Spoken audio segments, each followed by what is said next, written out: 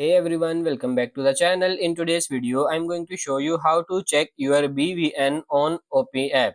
It's really simple and easy. For this, first of all, what you have to do is open your App Store or Play Store depending on your device, and in the search bar, just search for Opay app and simply download this Opay app.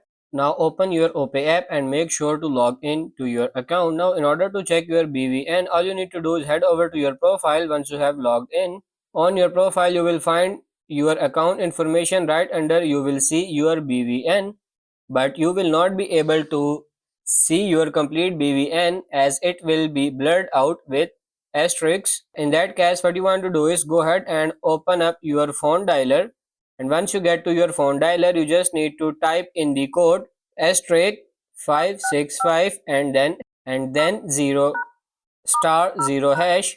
Make sure to call this code with the phone number registered to your Opay account. You will be prompted to enter your date of birth.